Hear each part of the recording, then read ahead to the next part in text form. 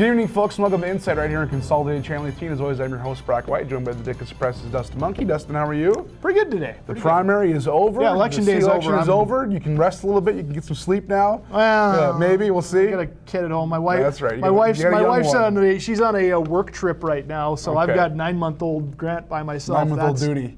Yeah. He's fine. He's good, but some good. days, you know. Our guest this week in studio is the Dickinson mayoral-elect Scott Decker, joining us today to talk about his vision for the city going forward and his new role as the mayor. He was city commissioner.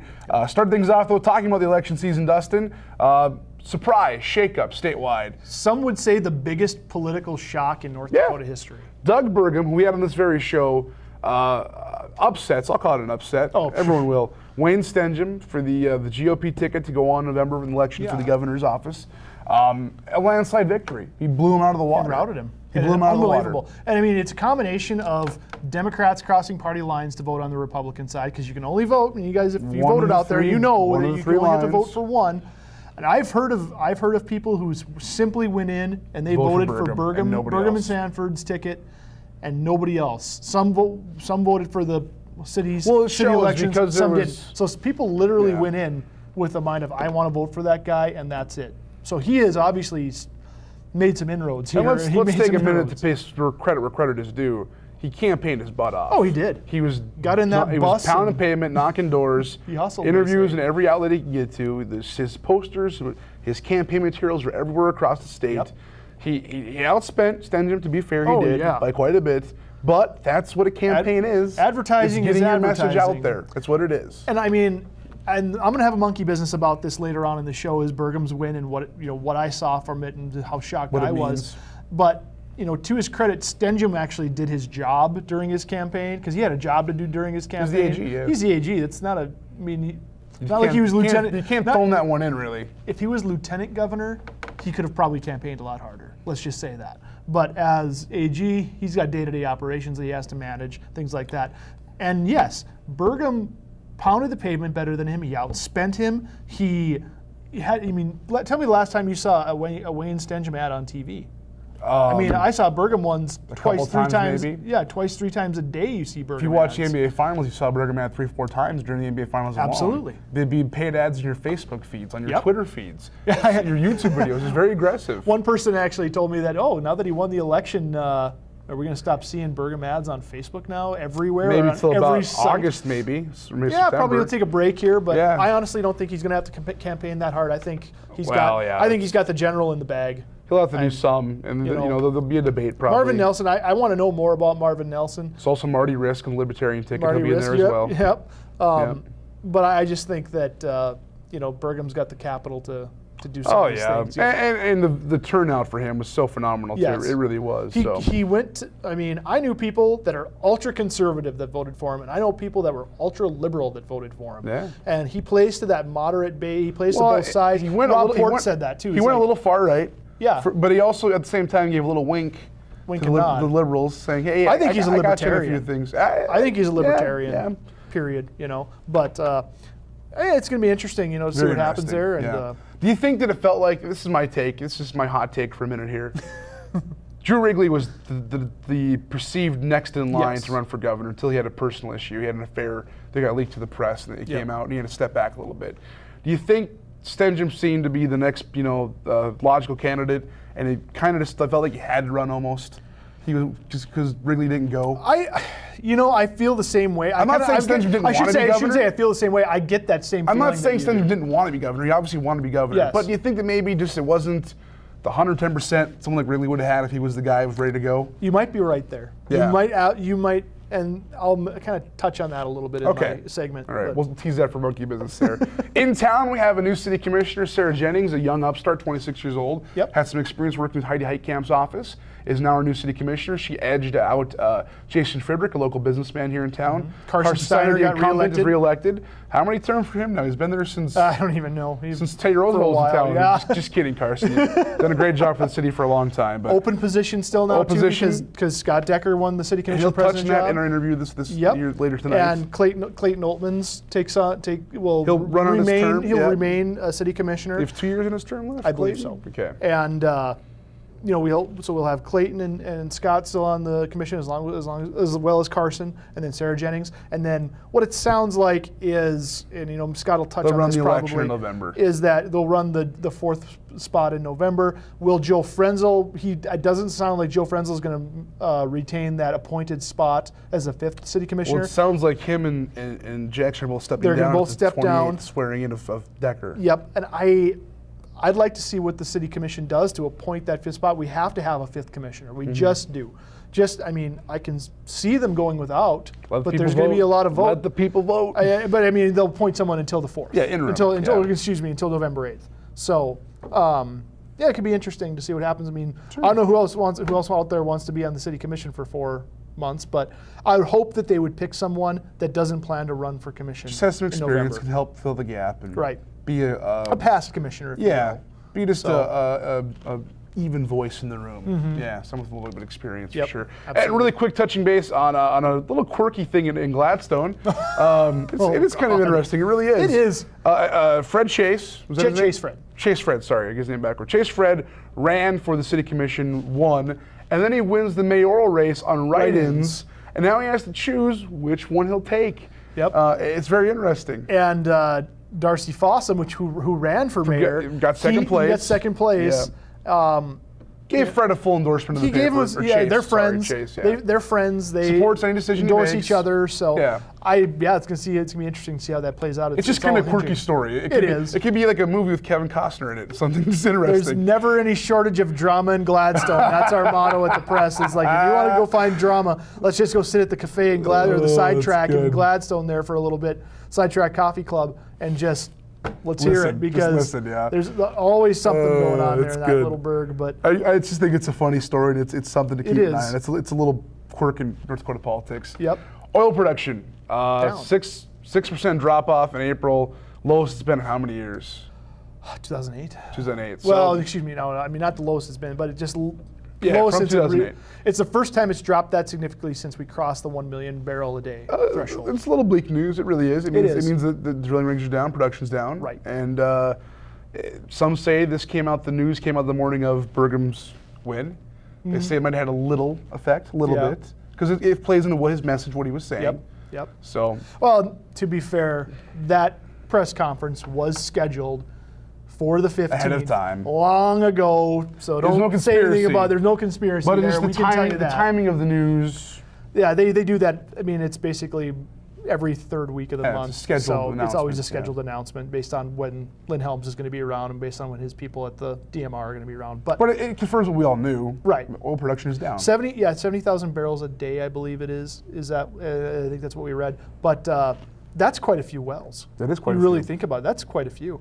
You don't have wells out there producing that much a day. So you're talking a lot of wells are being shut down or just plugged for the time being, and see what's going to happen there. Putting a pause on things. Helms believes that if this $45 a barrel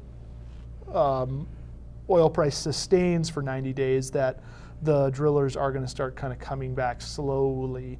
But the thing that stuck out to me in that story, and it was, I wouldn't say it was buried in the story, it was part of the story, was that 0 drilling rigs in Williams County for the first time since pre-oil boom.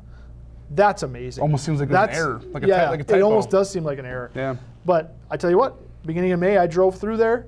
It's absolutely right. I saw one drilling rig from Dickinson to Crosby.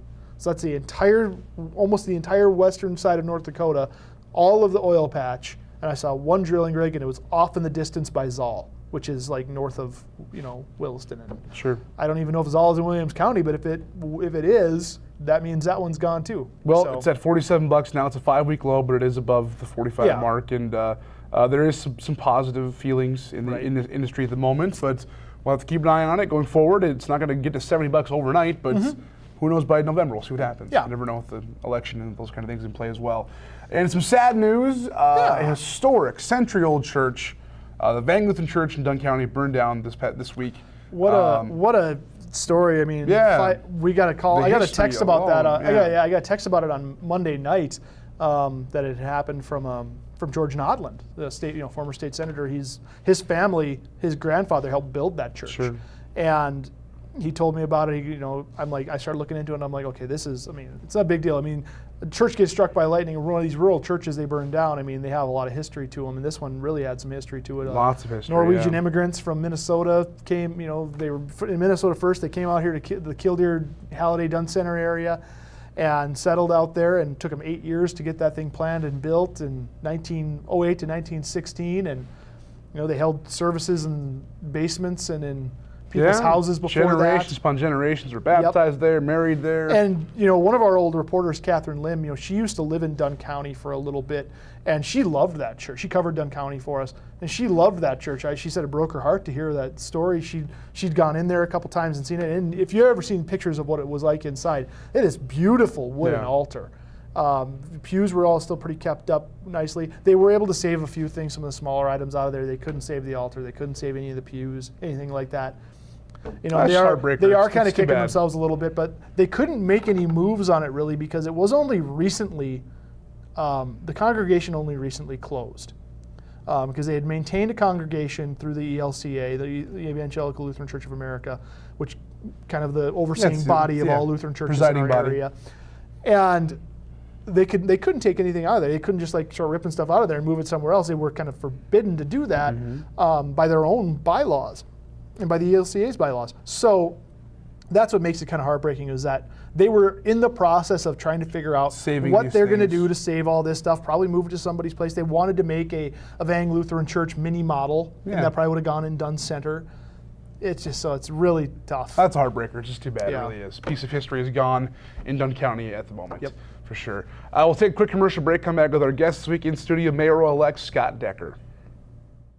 Consolidated is committed to providing advanced network systems and service to the business world, staying ahead of the curve by offering digital technology with voice over IP, Ethernet circuits, hosted telephone systems, as well as cloud-based networking. GNet fiber technology allows us to offer internet speeds up to 1 gig, making your network more efficient. Our sales and technical team take pride in providing state-of-the-art service to our customers. At Consolidated, we're here to listen and offer the most efficient solutions for your business. All right, folks, welcome back to Insight in Studio. Our special guest this week, Mayor-elect of Dickinson, Scott Decker. Scott, thanks for joining us today. Thank you for having me. It's been a whirlwind week, hasn't it? Yes, it has. Yeah. It has been very interesting, to say the least. Very cool. For those at home that don't know who you are and your background, Scott, give us a real quick bio and why you want to lead the city of Dickinson going forward. Well, I was born and raised south side of town, up on the hill as you guys go out to St. Joe Cemetery out there. The subdivision on top of the hill, that used to be our little family, I guess, farm. We never really farmed anything. We just had acreage. That's why it's called the Decker subdivision. Yep, it's Decker subdivision now. My dad took advantage of the first oil boom and back in the late 70s, early 80s, and used the money to start a business. And very it's the American way. Yes, it is. Yeah. And I went through the parochial system, the school system. Graduated from Trinity, attended Dickinson State. Went there for 2.5 years, and I needed some direction. So went and got a job, worked at TMI. And then when I was at TMI, I kind of ribbed Dennis Johnson when he was going out as mayor. I said, Dennis, TMI was the reason I joined the Army. But it was more than that. It was really, there was 2 gentlemen that worked at TMI. And they had just gotten out of the Army. And they basically had great stories, and they had just a great positive time. Experiences. Yeah. In the Army. And they got out, and they were like, I wish I would stay and stuff. And there were some other veterans there, and so I joined the Army. And I was, most people know me back then. I had hair a little bit longer than I do now. And I walked into the recruiter's office, and I'd never talked to him. And he said, "Can I help you?" And I said, "I want to jump out of airplanes." That's exactly what I said to him. And about 3 months later, I was on my way to Fort Benning, Georgia. Oh, wow. Infantry training. After the infantry training, I went to airborne school, and then I got assigned to my first unit. Wasn't even in the unit for a year, and I was in Desert Storm.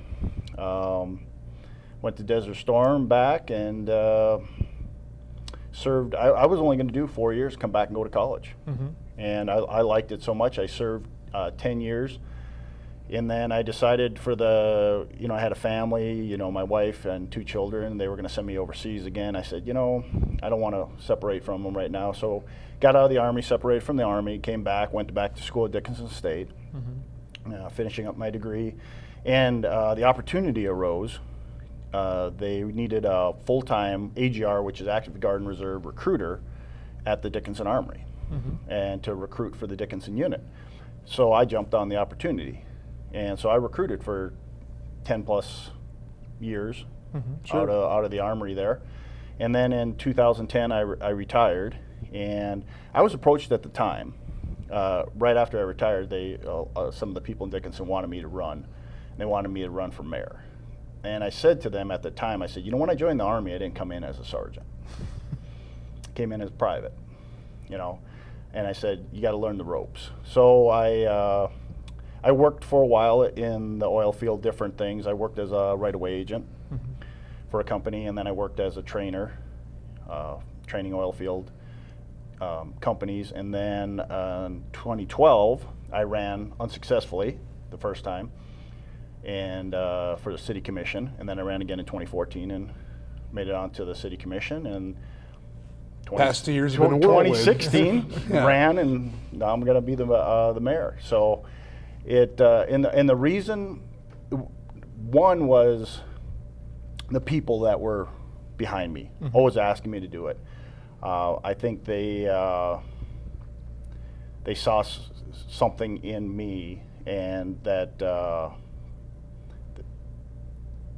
they trust me, and they see how a lot of the people that were encouraging me to run, I had interacted with them when I was a recruiter, and one of my proudest things was the young men and women that I recruited, and to get them to become part of a bigger family. Watch their career path. Right. Watch it grow. And I look at them now, and I do kind of think of them as my kids, because that's natural. And I sent them, I sent them on their way, and just tried to reinforce with them some values and be a role model. And I think that's important.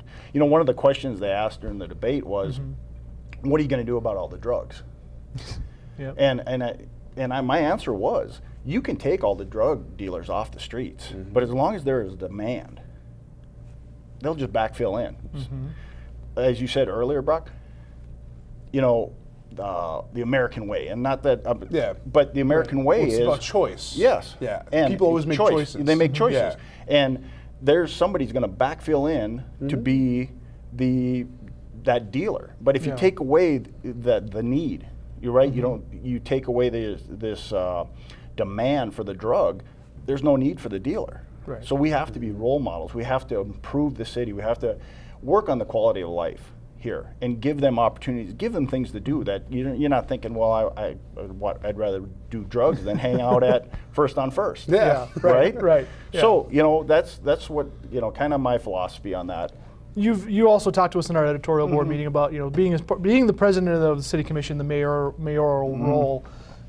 You have to be the leader of a team. Right. You talked about that. A couple of your opponents both talked about that as well.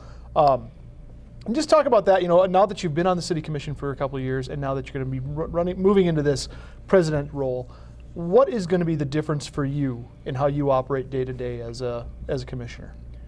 Well, I don't think I'm going to change a whole lot. Besides, I think my role is going to be I'm going to be a little bit more involved with everything. Before, as commissioner, I had a few portfolios. Like I was on the airport commission, the library commission, downtown development, a couple other things, and I would travel as a representative for the League for the city, for the League of Cities, and do other things. Missouri River, there's a group concerned with the Missouri River I was part of, and they're just little things. But now I think I'm going to have to know a little bit about everything, and sit in on a few more things like that. My philosophy is we are a team, and not just the commission, the whole city. Oh, yeah. We have to be. All departments. Yeah, everything, and we all have to work together. And whenever you get a small group that's unhappy, you have to deal with that. And be it employees from the city, or be it a group of people in town that they don't think they're being taken care of, and one part of town's getting taken care of more than the other. Yeah. I just see it as we need to take care of everybody equally, so everybody's happy in town. So. And you laid out your vision for us for about the next 4 or 5 years here in Dickinson. You know, tell our viewers what you want to see happen within the next 4 or 5 years here until this term is up. Well, one of the things that I really want to see is just more efficiency in our government. I really want to see that.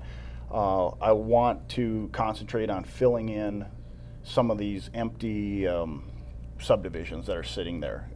I think we expanded maybe a little too quick outward while we still have some inner lots that are still You and open. others call it flag polling. Right, That's flag the term polling. for it. Flag polling, where a subdivision is built off of the city grid. You know, we've got a few of them here in Dickinson. We won't name names, but there are quite a few of them. Right. And that's what you and others both all spoke about. Right. That. So And I I'm think glad we that need to infill. everyone's connected. Yeah, everyone's connected. It seems like on that Right. idea. You know, and you can drive just behind the mosque there. There's a huge area subdivision right in that area that I would love to see filled in. It's just been empty for years, and getting the budget under control, being efficient, and then start working on those quality of life things. I would really like to see the downtown take off. I think we just have an untapped resource down there, and you can see it. People are hungry for entertainment. Right. And you look at, I mean, I remember last year when Firehouse came, and just the excitement. Yeah. You Well, know? even, There was a not even that. genuine Yes. buzz in town. Yes. yeah. I know you've been a big proponent of downtown. This is a great story. I saw 4 kids from college student age from the University of Nebraska. They were driving through. They were at M&H. They were stopped. I was there getting a drink, and they asked me, it was about 7 o'clock at night the other day. It was election night. And they asked, "Where's a good place to eat downtown here? Is this downtown? Is there a good place to eat?" And I said, "Well, there's one. And it's down at the end of the street there by that light. I was telling them about the brick house." And I'm like, "That's about it." Yeah. And they're like, "Really? That's it?" And you know that. And there's great places They to eat got a great all over point. town. Yeah, but specifically downtown, there's But only specifically, one option, yes, really, there's yeah. one, and they'll soon be 2. Yeah, they'll soon be 2. Right, Yep. I think 42. Well, Blue 42. I mean, yeah. after 5 o'clock, Right, right? I mean, because we've you got have sticks and yeah. twigs, but I would like to see the greasy spoons. Yeah. That's one of my favorite shows is Diners, Drive-ins, yeah. and Yeah. Dives. Can watch it all that day. guy has the best Yeah. job. He has the best job in the world. I get to drive a muscle car and go eat. I mean, and judge other people's food. Yep. But I'd like to see the.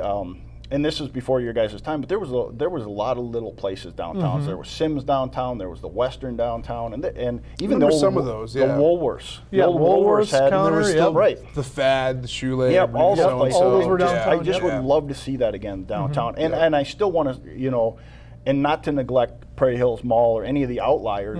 I think they can all either. survive. Right, we can all Yeah. survive in this Yeah. market, and we're a regional market. We need to stay that regional market. Anytime you go to stores on weekends, Menards, Walmart, or any of them, Ace True Value, you always see out of state. Yeah. You see Yeah. South Dive. Dakota, you see Montana. Yep. Yep. And you see Bowman, folks, New yeah, England. Yep. exactly. Folks, Yeah. from all over the area. So. And being a recruiter, I used to recruit in Watford City and Beach and Bowman. I see those folks, and they remember me, and being a landman Came to too. my high school Yeah. when I was in Right, high school. right. Yeah, back in Bowman High. Yeah. Yep. Yep. Yep. So going forward, there's many goals. Efficiency is the biggest one. What do you think the biggest issue Dickinson faces right now in the first year of your term? What do you think the biggest issue going right now is? We really need to as a commission, wrap ourselves around the budget and making it, The debt load. Yeah. taking care of the debt. I'm a big proponent of paying down debt. I don't like owing people anything. Unless somebody's going to give us free money. No debt is good. Right, Yeah, yeah. I mean, if somebody's going to loan us free money, if we can get a loan at 0%. Yeah, there you But go. well, how much is that going to happen? So to me, it's paying down the debt. And I said in your guys' interview, people expect things for their money. Yeah. They want to see results. Right.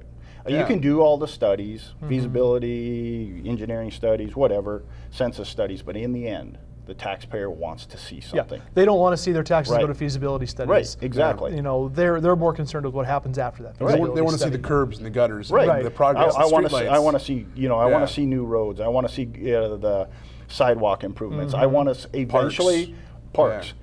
Eventually, I think we will probably have the opportunity to put some kind of event center up. Yeah. And I think we need That's it. been a long-term goal here Yes. for a lot of people. Long-term, It would- yes. it'd be- Long-term it'd goal be a before boon- we it'd were be a boon born. for Right. us. goal. Well, You know, that's- back in the day, it was the Dakota Dome thing. Yeah, the you know, West whatever- River Center was whatever it was called. Yeah. I know some people that still have the bricks from that. Hank Bijou, until he moved out of his office at DSU, had one of those bricks, and he had the pin too. Yeah. The campaign pin that they had. But there's no Right. reason a 3,000 to 4,000 seat event center in Dickinson Right. couldn't Yeah, work to, right. for expos in the wintertime and RV Right. shows and car shows. Concerts. And even concerts. even going after some of the sporting events, the Yeah. high school sporting events. I'm not Regional talking the class, tournaments. the Class B boys or any of Yeah. that, but a 4,000, 5,000 seat event center, we can run efficiently and we can go after it. We have 22 hotels now. Yeah. Before it was always you don't have any place to sleep, Dickinson. We do now. Too many, Yeah. almost. No, Right. the next thing they'll say is, well, you don't have any place to eat. Well, we're That's getting coming there. there. It's coming. Yeah. You Yeah. know. Yeah, and it's all coming. I'm excited to see when the crossing goes up. What Yep. what that's like, and who knows? Maybe we'll get an IHOP. Maybe they'll. that's where the street A lot of things Yeah. coming up in the next couple Yes, of years here for exactly. you, with the It's a- possibility yep. of oil coming back too. Yes, So it's exciting, and we have to be prepared. And that's Yes. the one thing next year when we go down to the state legislature, we have to reiterate that even though there's a pause right now in the oil, that some of that money that was set aside needs to come to these oil-producing counties, and we need to be prepared for the next time. It's still in the ground. Right. Right. It's just a dollar and cents Right. thing. It is. It'll come back eventually. It always Well, does. I was yeah. reading an article today where they think that if oil comes back right now, they're going to be short workers. right, Just they will. because of the Yeah. economy in the United States right now, and our economy's down, so people have left, they've gotten jobs, and now all of a sudden it's going to come back, and are those people willing to move back? Yeah. And why do they move back? Or will Right. it be a new crew of people? Yeah. Right, You know? and it might be a whole another group that has to get used to North Dakota winters. you know, Yep. so I'm excited. I mean, it's and this is a group effort. This is the city commission. And this you have is, a new commissioner now as well too. right Sarah with Jennings. Sarah Jennings. Yeah. And we'll have an open spot that in the fall we'll hope to Run the election to fill. probably. Still Right, haven't yeah. figured out quite how we're going to do that. I'm Probably pretty sure it's going to be the election. that's a route. good idea. I think that's a good idea. special is It just a makes waste of sense. money. Right. Yeah. Well, it would be And my appointing is a way. Right. Appointing is not good. No. So My personal preference would be somebody to run for the spot, absolutely. because I think you have somebody that really wants to be there, puts in Yeah. the effort, puts Yeah. some skin in the And game. I think you're going to see a couple people that didn't make it this time run again. Right, I think so, Possibility. too. Maybe more. Right. Yeah. More might step up out of the woodworks too. You never know. You never know. There's definitely it's a big pivot time for Dickinson right now. Yes. It is. And for yourself too. I mean, we had Dennis Johnson was mayor for 16 years here Mm-hmm. in Dickinson. So this is a whole new 15 years, Yep. a whole new time for us. And it's very exciting going forward. It really is. It is. Yeah, for sure. Scott, thanks for coming on today. No problem. And we'll Anytime, hope this really. isn't the last time. Sure, we'll have you on down the road as well too to talk about more issues in town. Hopefully it can be just as fun as this. Definitely will be. We'll try to make it. So, Yeah, all good right, deal. so Thanks so thank you. much. Good luck with to you. everything. All right, bet. thank you. We'll come back after this with a look at the week ahead right here on Insight. A bundle from Consolidated is your local choice for internet, TV, and phone at a better value. Our internet is now faster than ever with GNet technology. Get affordable, consistent speeds now up to 1 gig.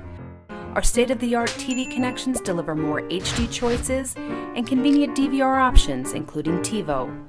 Our local phone service keeps you in touch for less, all backed by exceptional 24-hour support. Make the local choice for a better value by bundling. Call or visit Consolidated online today.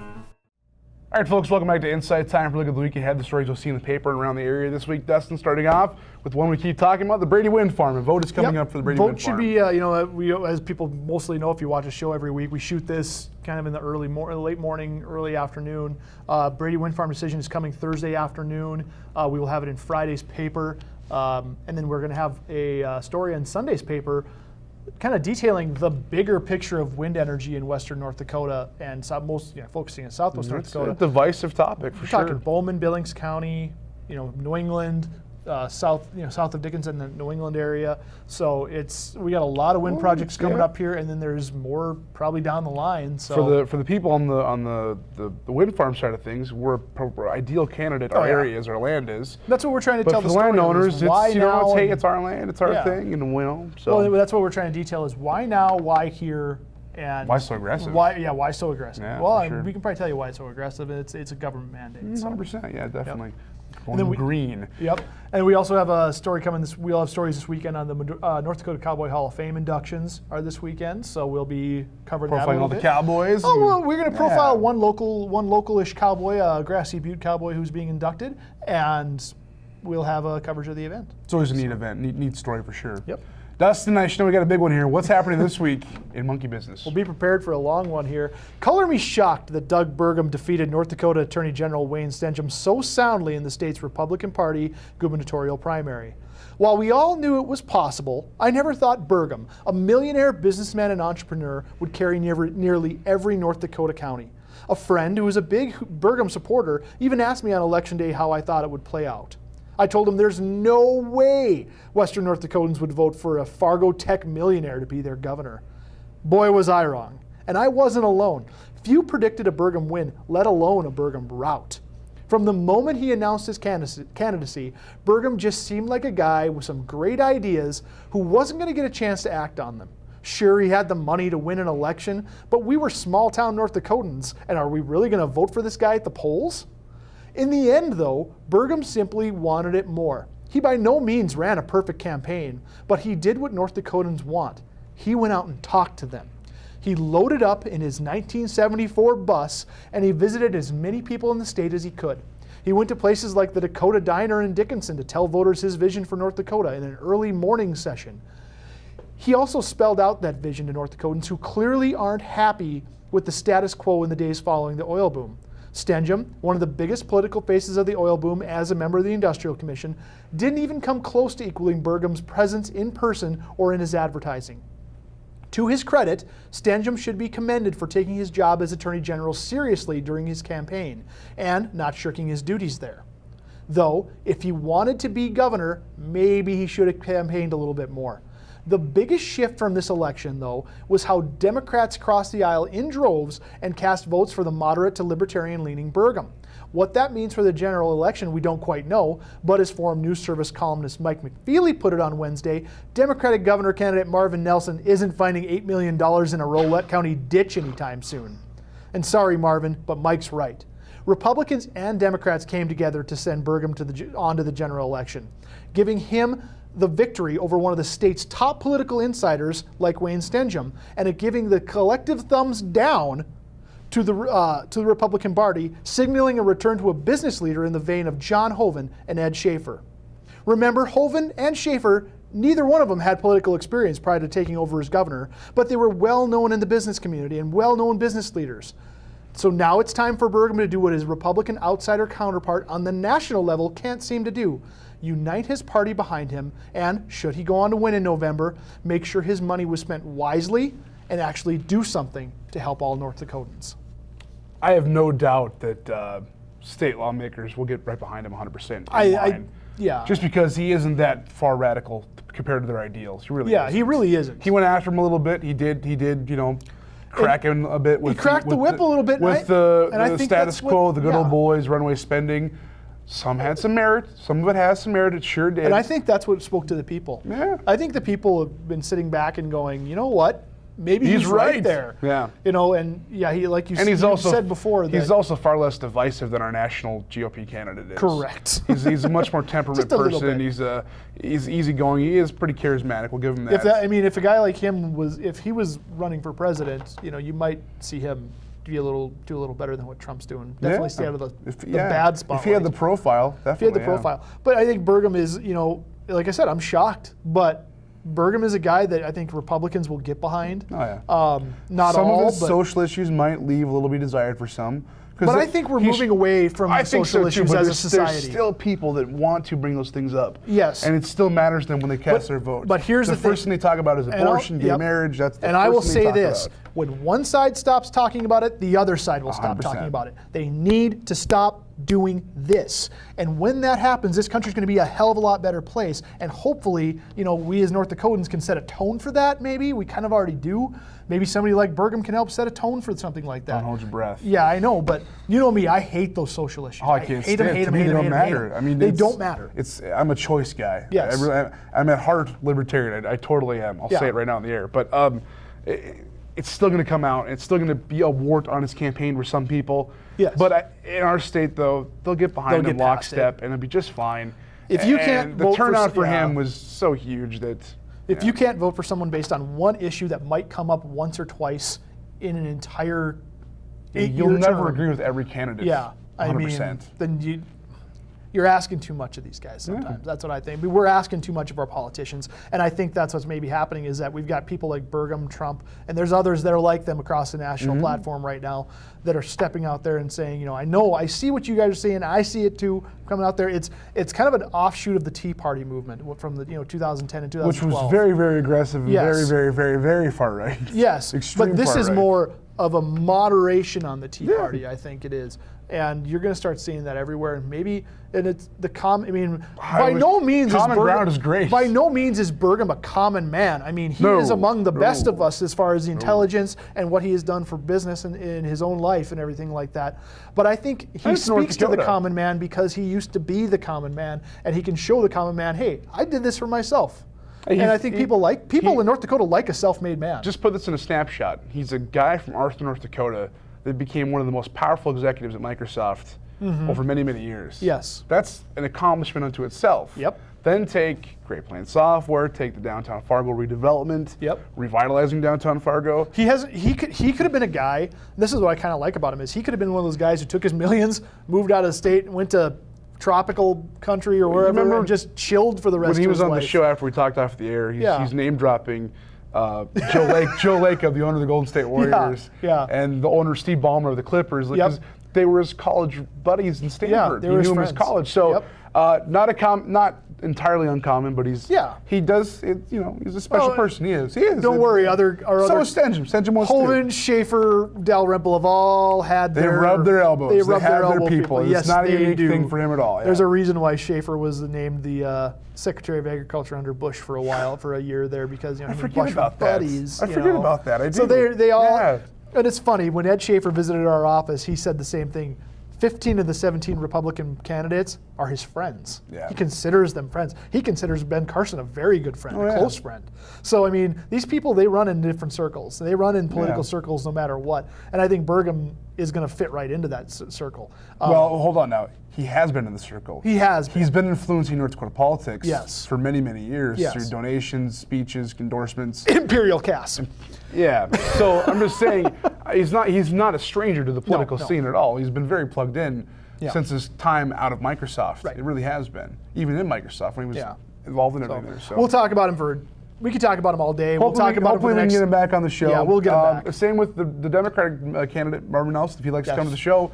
Marty We Risk. invite him. Marty Risk. Marty Risk. They're You guys all wanna come invited. on? They're You're all all invited. invited. So the invite's out there. Hopefully we can get you on the show to talk about the issues and topics and why you are fit to lead North Dakota. We'd love to have that Absolutely. Because like we said before, an educated voter is the most powerful thing you can be, folks. That's right. I want to thank our guest this week, Scott Decker, Mayor-elect of Dickinson. Look forward to seeing what he has in plan for the city down the road coming up here in his term, next 4 years or so.